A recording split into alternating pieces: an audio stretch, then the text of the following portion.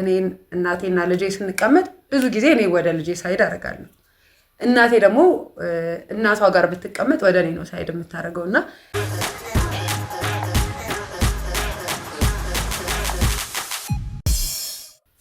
ሰላም እንዴት ናችሁ? እኔ በጣም ደህና ነኝ። ለማታውቁኝ ምህረት እባላለሁ።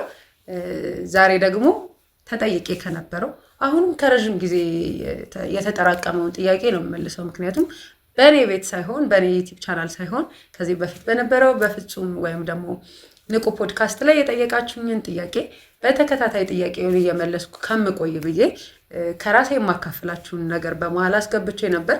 አሁን ደግሞ ወደ ጥያቄያችን እንመለሳለን። ጠያቂዎቼ እግዚአብሔር ያክብርልኝ። መጠየቃችሁን ቀጥሉ፣ በእኔ ቤትም ጠይቁ። እኔ ለእናንተ ጥያቄ ለመመለስ መልስ ለመስጠት በጣም ዝግጁ ነኝ።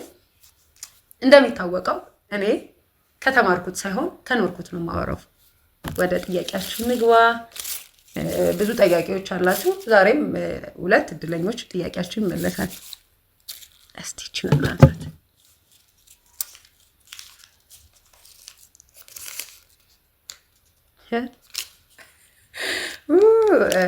መጨረሻ ላይ ማለት በጣም ስንተዋወቅ ከተዋወቀን በኋላ የዛሬ አመት በሚቀጥለው አመት ምናምን ልመልሰው ያሰብኩትን ጥያቄ ነው ያነሳሁት እና ባሳያችሁላ ደስ ይለኛል። ከታያችሁ አላውቅም። ምን ይላል መሰላችሁ ጥያቄያችሁ? ጠያቂያችን የጠየቃችሁ ጥያቄ እናትነት ላንቺ ምንድን ነው?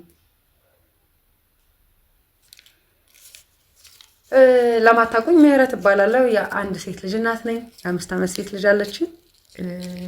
ወደ ጥያቄው ልመለስና ጠያቂያችን እናትነት ላንቺ ምንድን ነው ብላ ስትጠይቀኝ ወደ አይምሮዬ የመጡ ሌላ 2-3 ነጥቦች አሉ።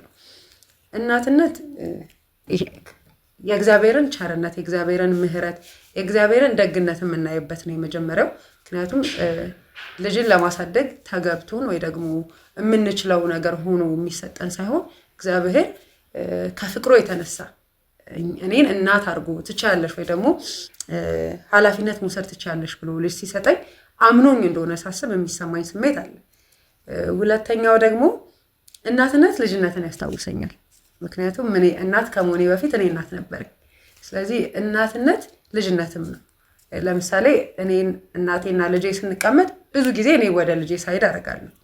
እናቴ ደግሞ እናቷ ጋር ብትቀመጥ ወደ እኔ ነው ሳይድ የምታደርገውና እናትነት ከራሳችን አልፈን ለሆነ ሰው ለሆነ ፐርሰን ለሆነ ላመጣ ነው ሰው የምንከፍለው ዋጋ ማለት ነው። ማለት ለእኔ እናት ማለት በጣም ብዙ ጊዜ አሁን ወላጆችን ስናይ ሽሮ እንበላለን፣ ለልጆቻችን ምሳቃ ደግሞ ስጋ እንቁላል ምናምን እንቋጥራለን። እንደው ማን ይሙት የፈለገ ደግ ወንድም ቢኖረን የፈለገ በጣም የምንወደው ሌላ ቤተሰብ ቢኖረን እኛ በጣም ልንበላው የምንፈልገውን ነገር አሳልፈን ሰተን ለኛ ደግሞ ጥሩ ያልሆነውን ነገር እናደርጋለን ብዬ አላስብም። ይሄ ወላጅነት ይሄ ከእናትነት ጋር የሚመጣ ነው።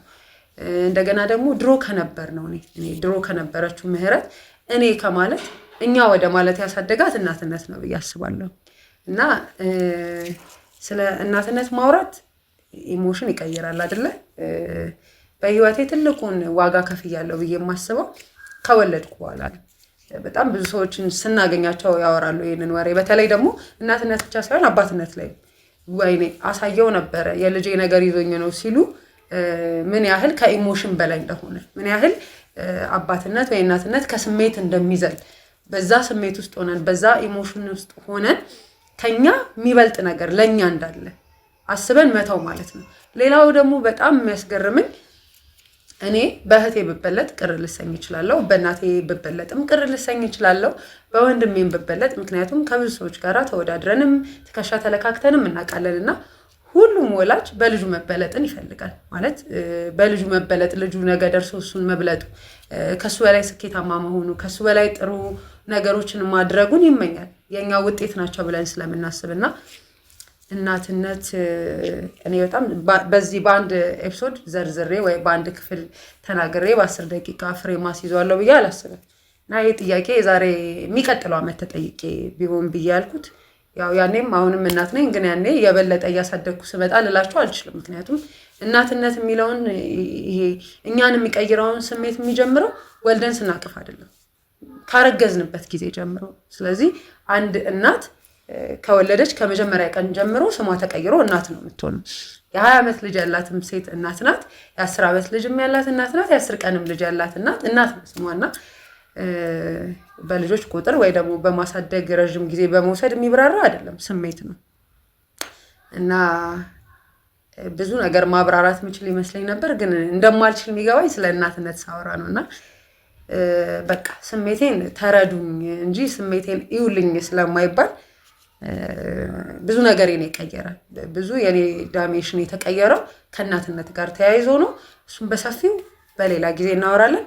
ለጊዜው ግን እናትነት ስጦታ ነው። ተመልሶልሻል።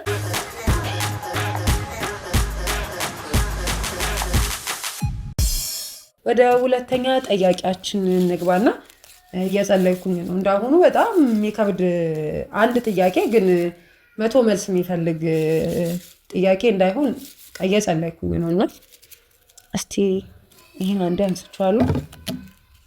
በቃ ጥያቄያችሁን ማንበብ እየፈራው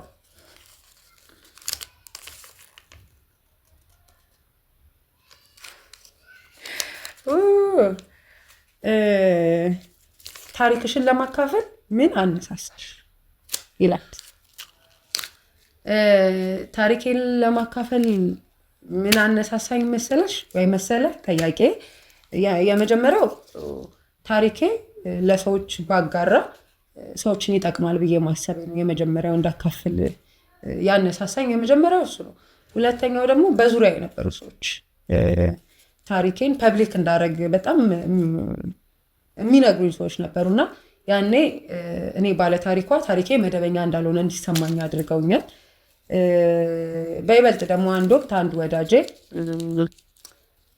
አብሮኝ የሚኖር አይደለም ከሌላ ሀገር መጥቶ አየና ኑሮዬ በነገሮች ላይ አጠገብሽ ያሉ ሰዎች በብዙ መልኩ ካንቺ ብዙ ነገር ተጠቅመው ሊሆን ይችላል፣ ግን ሰልፊሽነት ነው ያለኝ። በአንድ ቀን ራስ ወዳድ ነሽ። ለሌሎች ይህንን ነገር ብነግር ብዙ ሴቶች ብዙ እናቶች ያበረታል የሚለው ከኔ በላይ በጣም እርግጠኛ ነሽ። የማታካፊው ግን ከዛ በኋላ ፊድባኩ አሳስቦሽ ነው። ያ ደግሞ ራስ ወዳድነት ነው ብሎ የሚያውቃልና ከዛ ጊዜ በኋላና ከጓደኞቼ የነበረው ግፊት ጊዜው እንደሆነ እንዳምን፣ ምክንያቱም እኔ እንደምናገር አውቃለሁ፣ መጽሐፌንም እንደምጽፍ አውቃለሁ፣ ግን ጊዜው አይደለም ብዬ አስብ ነበርና በዛ ምክንያት ተነሳሳው። መጽሐፌም ተጀመረ። እኔም ደግሞ ለምን ታሪኬን ታዲያ አላወራም ወደሚለው የደረስኩት በጓደኞቼ ግፊት ነው።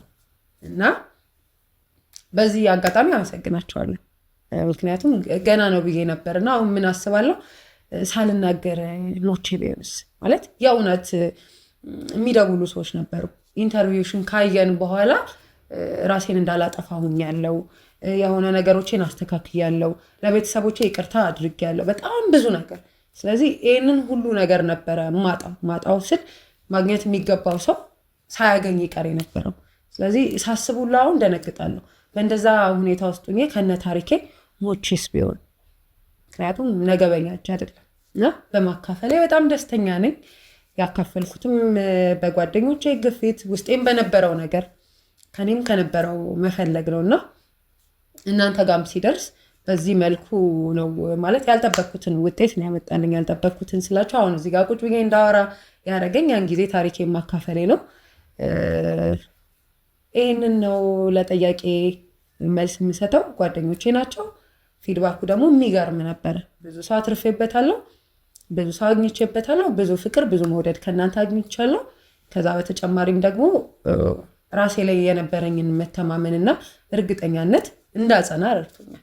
አሁን እዚህ መጥቼም ከተማርኩት ከኖርኩት እያልኩኝ የማካፍላችሁ ያንን ታሪክ ሶሻል ሚዲያ ላይ ፐብሊክ በማድረጌ ነው። ጥያቄ ተመልሷል ብዬ አስባለሁ።